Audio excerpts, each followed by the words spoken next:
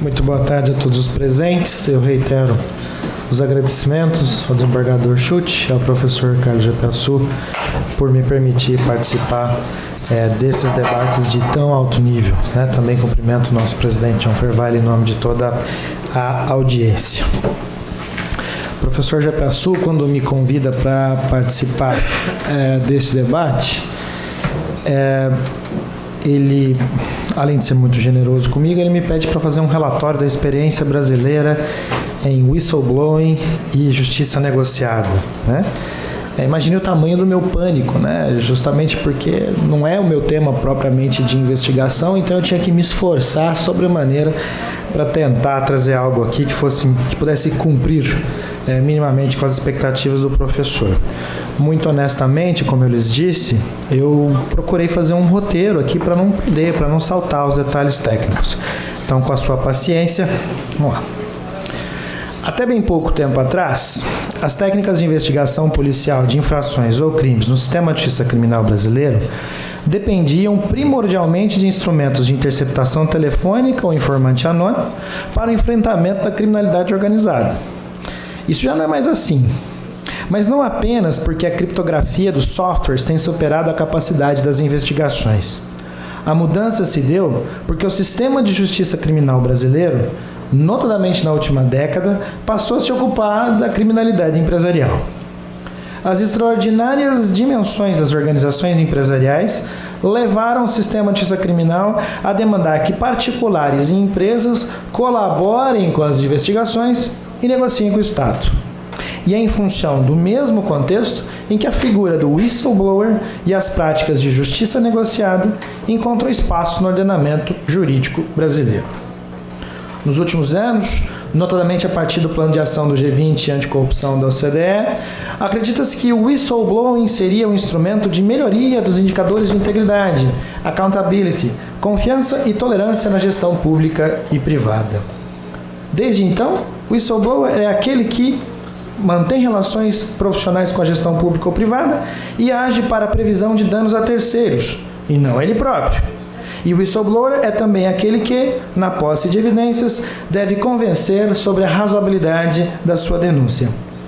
Já em suas primeiras manifestações, tocar o apito é um ato de interesse público, uma deliberação não obrigatória de evidenciar, disclosure, uma conduta suspeita, podendo se dar interna ou externamente ao ambiente empresarial, como já amplamente afirmado aqui nesse seminário, sobretudo pelo professor Checara, em referência à monografia de Beatriz Garcia.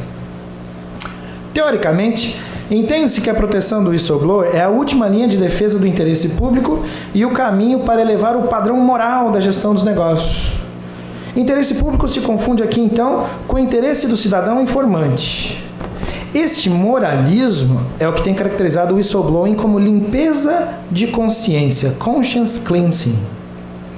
Com base nisso, o debate consiste na estruturação de mecanismos de proteção contra a retaliação, criação de sistemas internos de delação, incentivos para a delação, proteção da identidade do delator, inversão do ônus da prova na comprovação da delação, imunidade para o delator de boa-fé. Sob decisiva influência das recomendações internacionais, o Brasil aprovou a Convenção Interamericana contra a Corrupção, a Convenção das Nações Unidas contra a Corrupção, incorporando medidas de whistleblowing e sua proteção.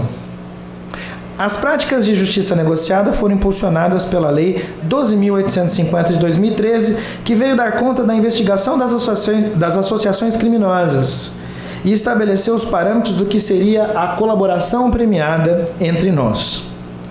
No ambiente empresarial, tanto a Lei Anticorrupção de 2013 e, com ela, o Decreto Federal Regulamentador de 2015, quanto a Lei de Responsabilidade das Estatais de 2016, incorporam mecanismos de whistleblowing via canais de denúncia como parte dos programas de compliance.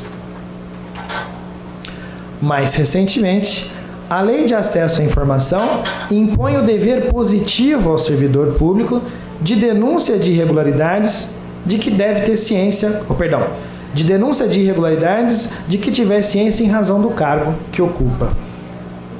É verdade que para nós, no Brasil, o que vale é que este acordo entre nações em torno da colaboração e da justiça negociada tem nos levado a superar a intangibilidade de alto escalão de gestores públicos e privados.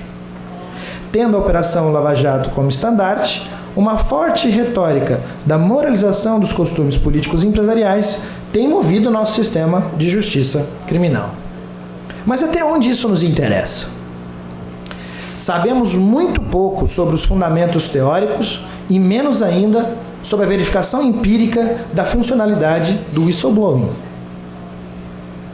Pouco se sabe sobre a efetiva relevância das denúncias e dos novos padrões de justiça negociada para mudanças efetivas de comportamento ético na gestão pública ou privada. Tampouco se sabe ao certo sobre por quais razões de política criminal a OCDE tanto encoraja o recurso aos whistleblowers e à justiça negociada.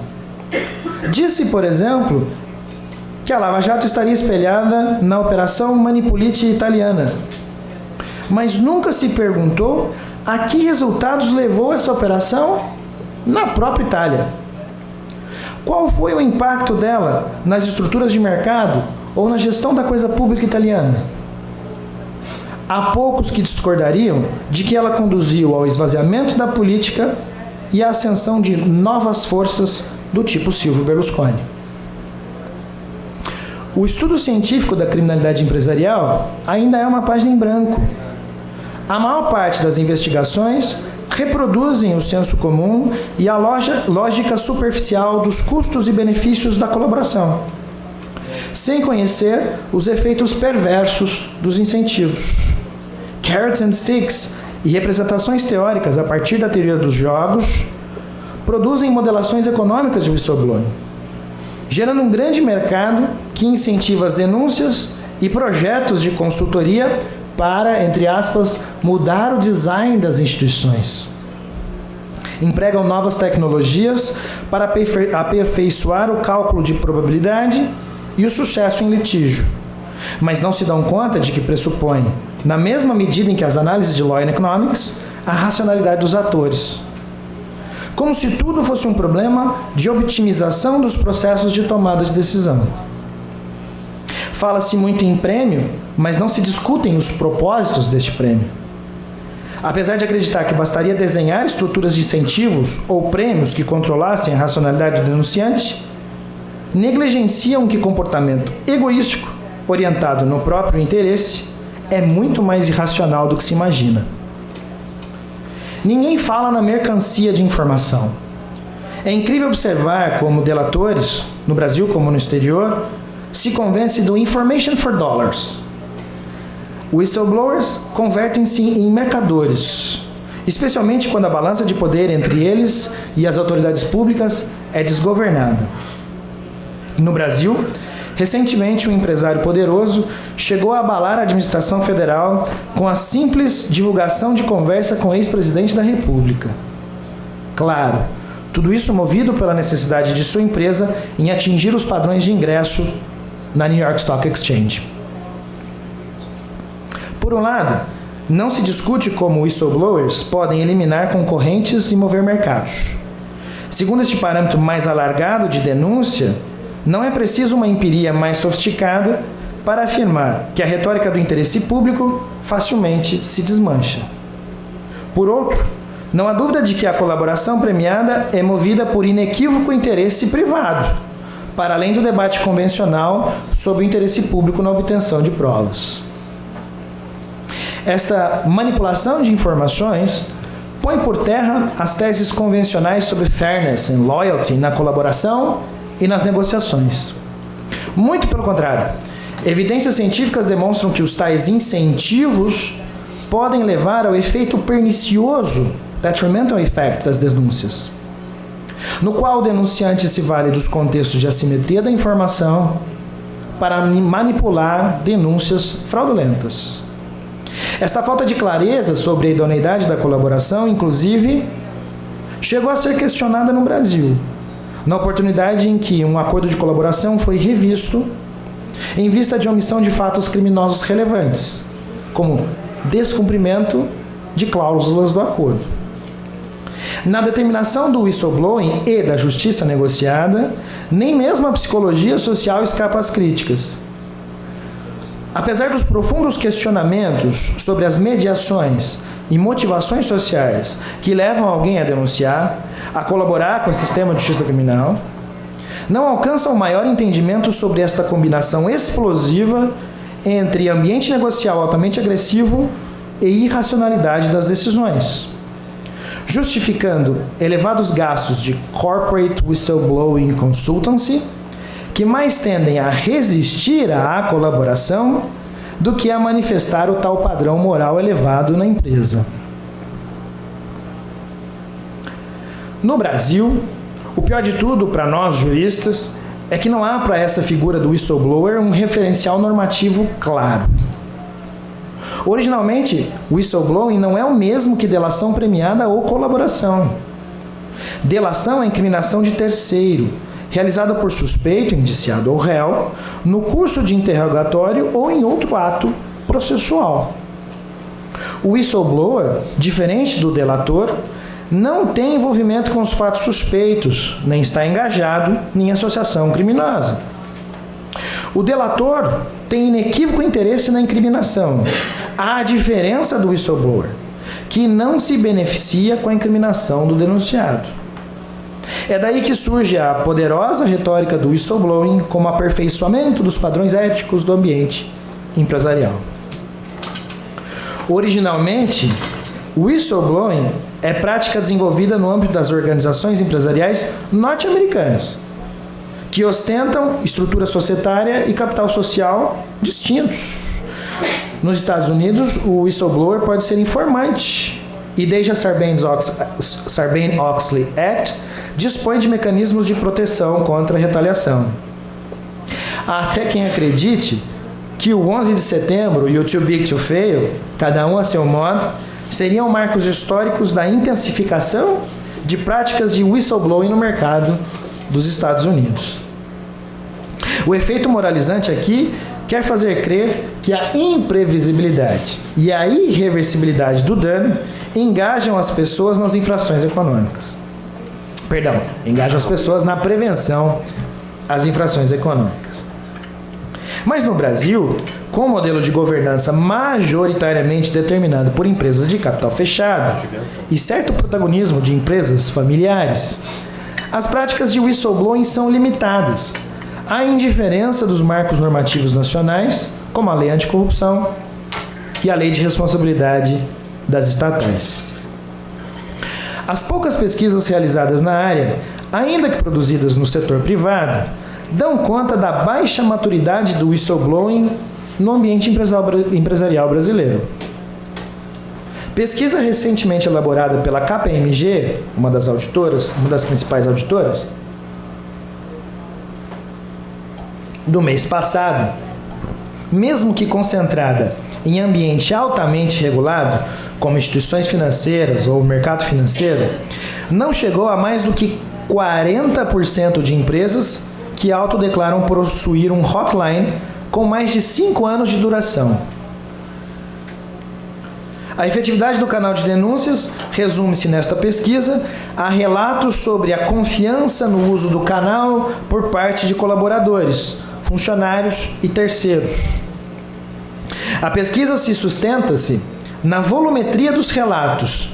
Entre aspas, 48% das empresas afirmam que recebem mais do que 37 relatos por ano.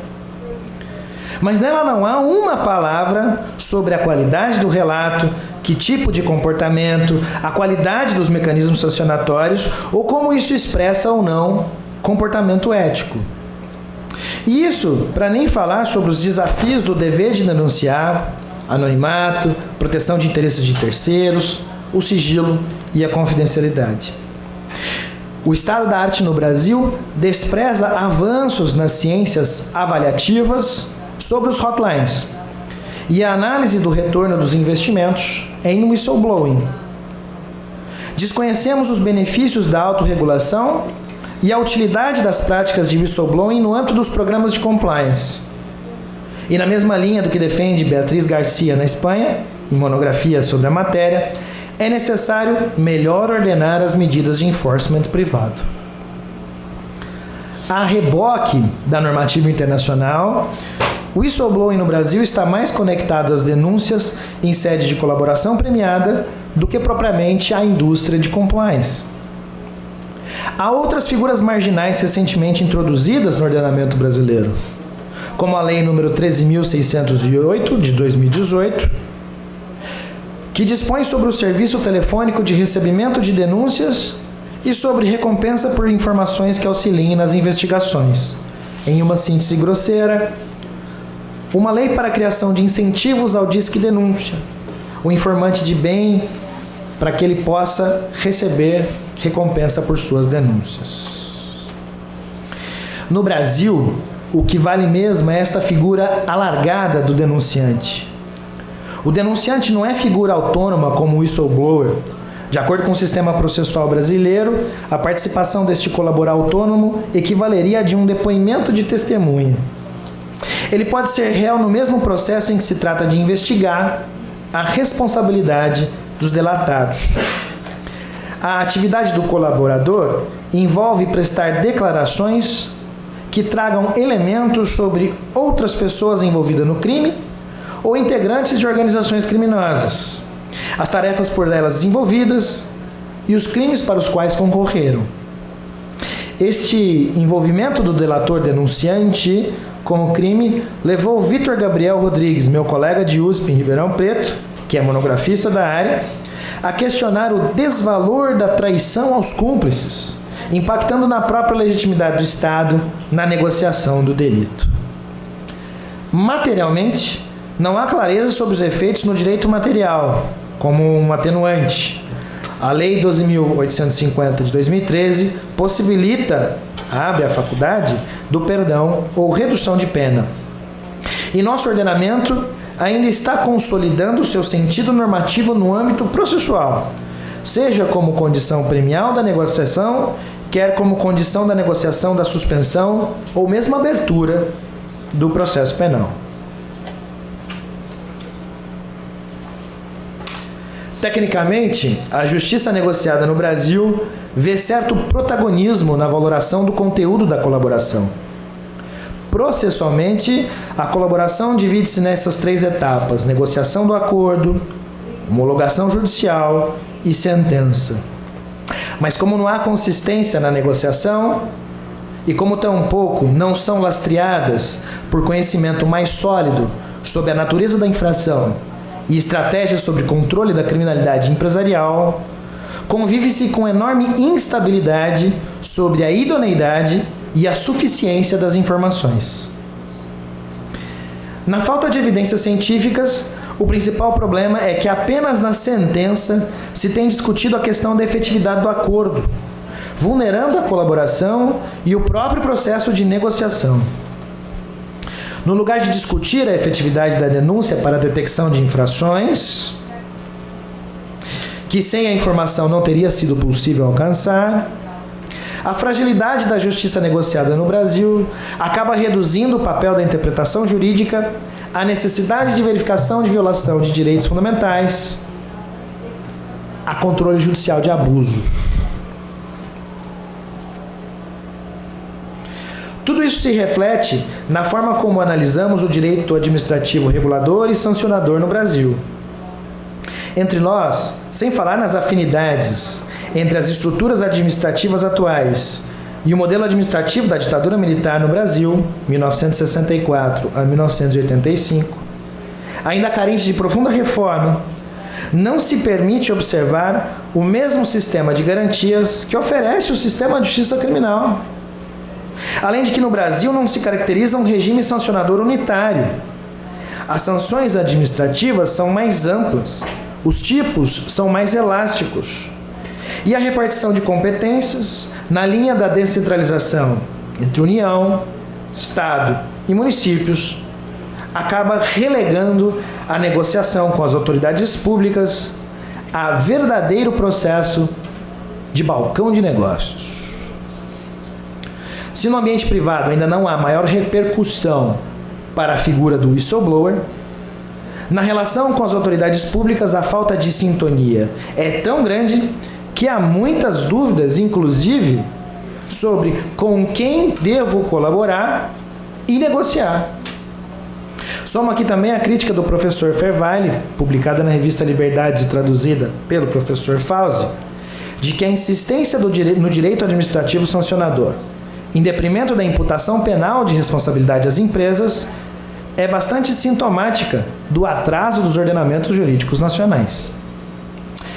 Essa mentalidade tecnicista do sistema de justiça criminal brasileiro parece estar mais preocupada com a forma de valorar o conteúdo da colaboração do que com o fortalecimento do controle social da criminalidade empresarial. Do contrário, na perspectiva criminológica, mais vale identificar se o whistleblowing tem contribuído efetivamente para esclarecer as causas da criminalidade empresarial, se o seu protagonismo nas grandes operações pode ou não impactar sensivelmente modificações do sistema de justiça criminal brasileiro. No entanto, é sofrível a ausência de referencial empírico sobre a matéria no Brasil. Temos referências esparsas e o repositório mais organizado sobre a matéria é o disponibilizado pelo Ministério Público Federal. Ele deveria ser submetido à avaliação científica. E aí já encaminho para as conclusões.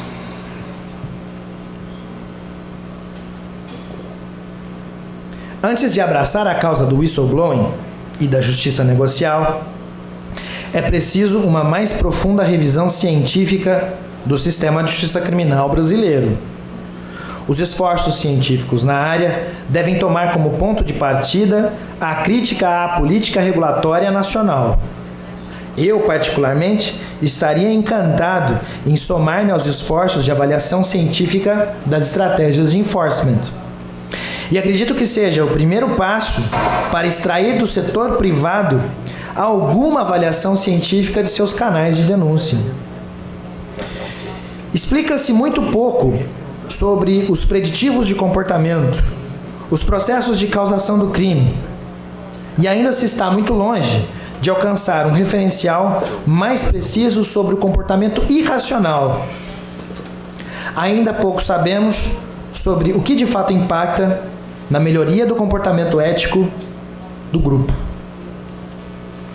Ninguém demonstrou até o momento como o volume de colaborações premiadas ou de informações de um canal de denúncia repercute em efetividade do controle social da criminalidade empresarial.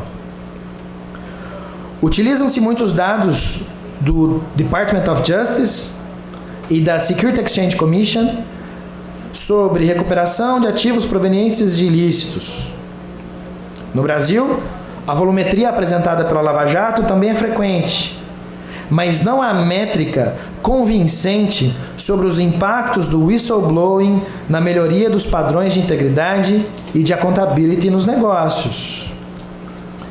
Além da insuficiência no controle, acaba se promovendo um ambiente deletério para os negócios, clima de denuncismo e baixa performance empresarial. No lugar de produção, os indivíduos se perdem ao fazer dossiês contra os players concorrentes ou contra os próprios parceiros de trabalho. Penso de qualquer forma que uma leitura mais realista certamente nos levaria a uma analítica diferenciada deste embate pela investigação criminal e construção social da verdade no processo penal. Falo aqui deste movimento recente de judicialização da política na América Latina. Lá na USP de Ribeirão Preto e no Programa de Integração da América Latina da USP, com apoio da FAPESP, tenho me dedicado a analisar a justiça de transição corporativa não realizada no Brasil. É verdade que eu precisaria de um grupo inteiro de pesquisadores mobilizados para demonstrar os interesses envolvidos. Mas o que pude levantar até o momento expõe enormes afinidades entre a rede empresarial que financiou a ditadura militar e os atores e esquemas da Operação Lava Jato. Contudo, é incrível como essa mesma junta financeira que financiou a ditadura militar que pouco ou nada fez pelo reconhecimento de sua cumplicidade, vem hoje liderar questões de compliance e integridade nos negócios. A avaliação científica dos programas de whistleblowing, extraindo daí sua regulação jurídica, promete ampliar os níveis de detecção, apuração e reação às infrações econômicas, vale dizer, da gestão democrática do sistema de justiça criminal. Na prática, uma figura alargada do denunciante tem sido utilizada como moeda corrente nesta tentativa de moralização dos costumes políticos e empresariais da América Latina. Tenho como hipótese que esta figura alargada do denunciante no Brasil acabou exportando o problema da reposição de novas forças políticas e tendências autoritárias para outros países da América Latina. Antes de tudo, não há como nos furtar de que compromisso ético é também compromisso democrático, né? Que este seja apenas um primeiro passo para se demonstrar mais concretamente como whistleblowers são necessários em uma sociedade democrática. Obrigado.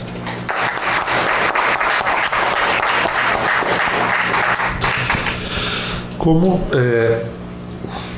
a gente tem ainda mais ou menos meia hora dessa mesa, eu vou então abrir para perguntas. Fica franqueada.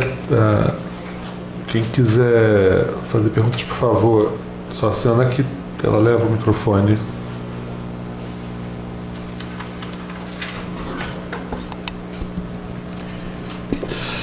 Se ninguém vai fazer pergunta, pelo menos para animar a pergunta, eu vou passar a palavra ao desembargador Schultz. Eu até entendo isso porque um antigo membro do Conselho de Direção da IDP, que por um acaso foi professor da UERJ e era conhecido como o príncipe dos promotores, Roberto Lira, ele dizia que não há nada mais difícil que falar para plateias cansadas e com fome. Pode ser que isto atrapalhe a formulação de perguntas, mas enfim. Então, por favor, desembargador. Primeiramente, queria cumprimentar ao Javier e ao Eduardo pelas brilhantes exposições, né? E a minha pergunta vai para o Dr. Javier, porque eu compartilho de todas essas dúvidas lançadas pelo Eduardo. Embora ainda não tenha deitado os olhos com calma sobre esse problema, estou tomando conhecimento disso pela primeira vez, é agora que está vindo à tona, para mim, esses questionamentos todos. Professor Javier começou falando que o direito penal e o direito processual penal são reflexos do poder punitivo estatal. Um braço do poder punitivo estatal, enfim. E depois de tudo que nós temos passado, e o Eduardo narrou com muita excelência, a minha pergunta se pode dizer que com justiça negociada, com mecanismos como esse de whistleblowers, o direito penal faliu? Esse poder punitivo do Estado não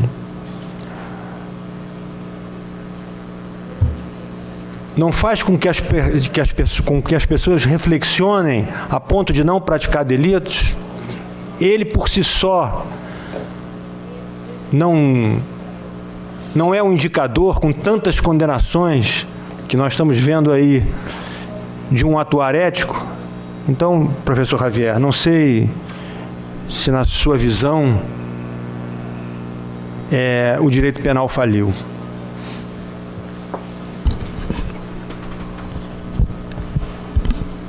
Bueno, esta no es una pregunta sobre el tema de esta conferencia, es una pregunta fundamental. Entonces depende de la posición que cada uno tenga ante la sociedad y la función y fundamento del derecho penal. Yo tengo la doble formación de la práctica, porque soy fiscal, trabajo hace 40 años en la justicia criminal, tanto en todas las etapas y en todas las instancias, y actualmente soy fiscal ante la Cámara Federal de Casación Penal, que es el máximo tribunal penal federal del país. Entonces, tengo una visión, y soy profesor paralelamente, aprendí la docencia, ejerzo la docencia, me encanta la docencia, y soy catedrático de Derecho Penal de una universidad que tiene 30.000 alumnos de Derecho. 30.000. Entonces, tengo una visión escéptica, una visión realista, pero soñadora también, crítica, pero constructiva. Entonces, entiendo que el derecho penal es un dique de contención al poder punitivo. Es un mal necesario, como se dice hoy en día, es lo que hay. No hay otra cosa para vérselas, para tratar, para resolver el problema de los delitos, de la criminalidad, etcétera, de las conductas desviadas que el legislador positiviza. Desde ese punto de vista, el derecho penal siempre falló. Pero el derecho penal falla y va a seguir fallando porque su naturaleza no es resolver todos los problemas. Su misión no es descubrir todos los delitos, castigar todas las inconductas, sino que existe la cifra negra, existe la selectividad, cualquiera sea la causa, existen problemas de poder. Entonces, si nosotros bajamos los niveles de ansiedad y de omnipotencia y nos damos cuenta de que con el derecho penal no se puede resolver, ni siquiera sabemos por qué castigamos. No hay una sola teoría de la pena que no haya tenido críticas tremendas, cualquiera que ustedes quieran. Entonces, se hace lo que se puede con esto. No hemos encontrado en este mundo otra solución. Entonces, cuando alguien viene con una receta, ¿cómo puede ser esta, puede ser otra? No importa, una receta, como si fuera un médico que trae un medicamento que va a curar la enfermedad que tiene una sociedad. Permítanme ser un poco no ingenuo, por decirlo de un modo, ya lo vi esto. Miren, en la Argentina es una estadística propia. El 90% de las causas por tráfico de estupefacientes se inician por denuncias anónimas. ¿Algunos de ustedes creen realmente que son denuncias anónimas de vecinos? ¿De gente bien intencionada? ¿De buenos samaritanos, como diría Batman? ¿Ustedes realmente creen eso? No hay una sola denuncia anónima que sea verdad. Son bandas que están peleando entre sí, incluidas las autoridades, que se denuncian entre ellos. ¿Y nosotros qué recibimos? Migajas, nada, cualquier cosa. De la gran torta que es el tráfico de estupefacientes, etcétera. Con el tráfico de armas pasa lo mismo, con el tráfico de personas pasa lo mismo. Tenemos muchísima trata de personas para la explotación sexual y para la explotación laboral en la Argentina. No tenemos tantos problemas de inmigración ilegal porque no es ilegal la inmigración en la Argentina, pero sí para trata de personas, para esclavitud moderna. Cualquier denuncia que venga por ese tipo de cosas, cualquier denuncia anónima, se trata de alguien que no arregló antes con los criminales o con la autoridad que debe controlarla y que ya sabe lo que pasa.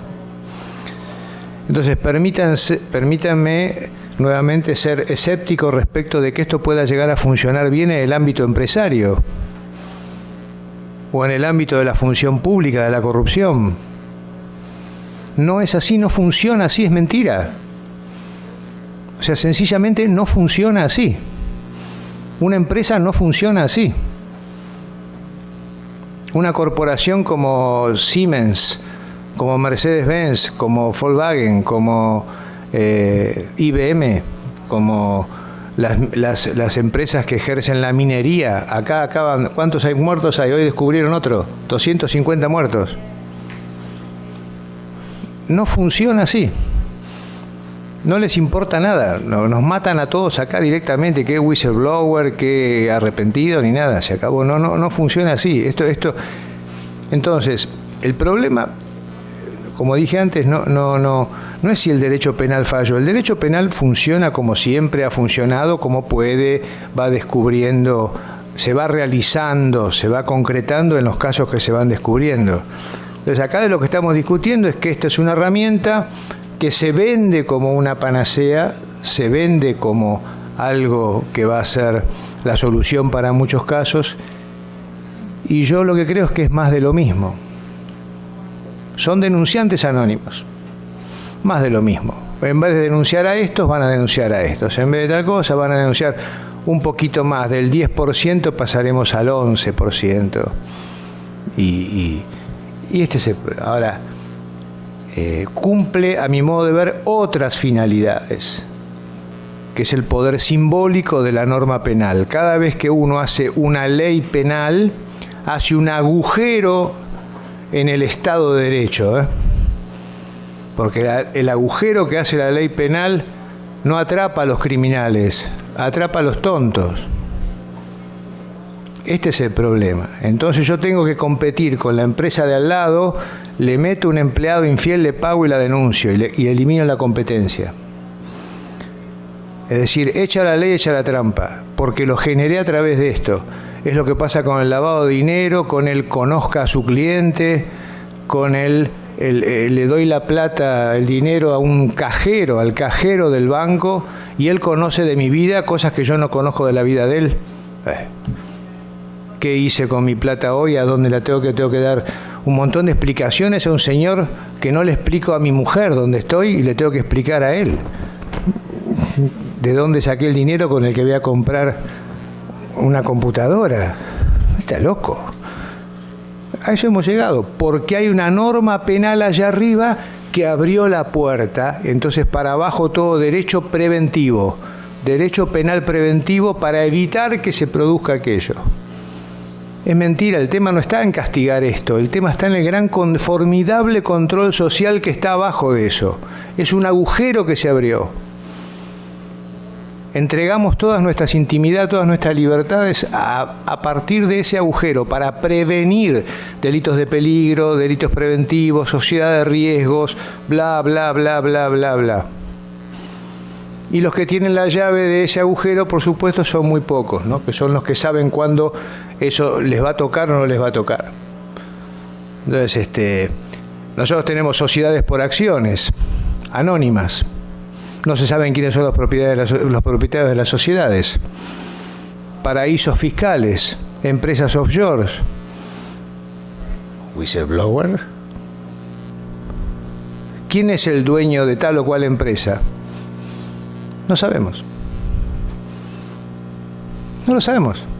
Ahora, las personas jurídicas pensadas como siglo, no sé, 2000 años, pensadas como grupos de personas que se juntan para juntar capitales y el esfuerzo para hacer una obra que de a uno no la podrían hacer, eso no existe más. Son anónimas. No sabemos quiénes son los que ponen la plata, ni quiénes son los responsables. Ponen un empleado que le llaman compliance officer. Es un empleado. Inclusive, por ejemplo, si yo fuera, iba a poner un ejemplo desagradable, fuera una persona de bajos recursos, económica de bajos recursos, ¿cuántas personas, cuántos millones de personas acá en el Brasil o en la Argentina, gustosamente por $50.000 por mes, por mes serían el compliance officer de una compañía. Hasta un analfabeto, ¿eh? Yo quiero ser. Pero mire que puede ir detenido, puede ir preso. No me importa. No me importa ir preso. ¿Cuánto voy a estar? ¿1 año? ¿2 años? Entonces, la realidad funciona distinto que esto. Estamos legitimando con nuestros discursos sistemas que no sirven para lo que se predica. Entonces, el derecho penal no falló. Estamos hablando de otra cosa. Esto no es derecho penal.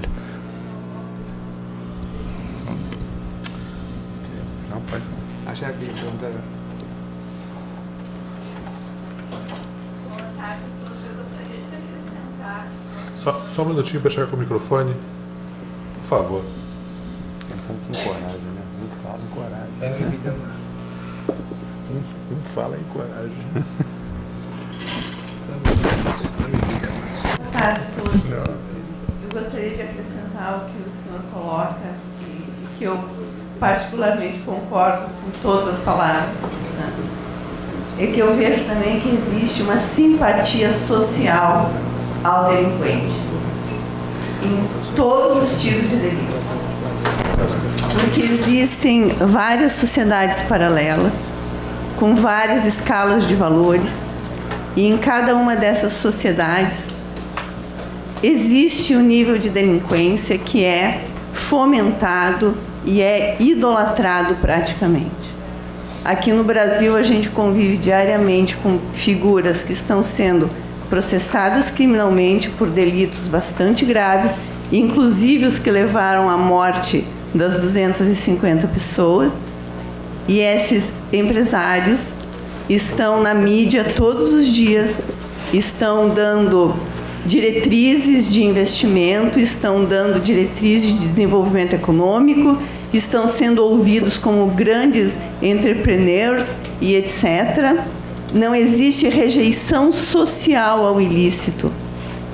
E enquanto não existir rejeição social ao ilícito, não existe direito penal que vá dar jeito em coisa nenhuma e nem instituto de delação que vá ter um resultado eficaz.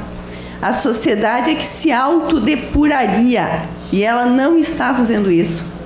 E eu concordo com o senhor que isso é uma grande falácia, né?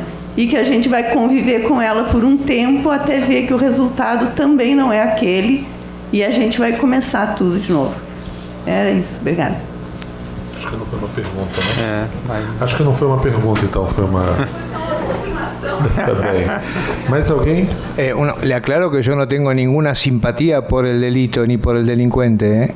Estamos hablando de otra cosa. O sea, es no ante la contradicción entre garantías y persecución penal es falsa. Es falsa. Y es más, acá se vende esto como algo eficiente y no lo es. Este es el problema. Entonces,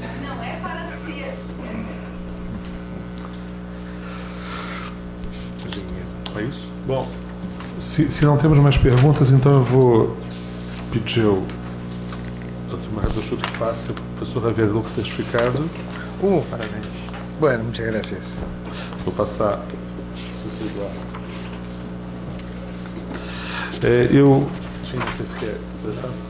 Então, assim, eu queria só então agradecer a todos que participaram desse evento, convidá-los para a continuação amanhã, a partir das 9 da manhã, e agradecer uma vez mais a todos aqui presentes, agradecer aos intérpretes, enfim, é sempre uma tarefa tão difícil e tão importante, e, enfim, dá por encerrada a sessão. Muito obrigado, até amanhã.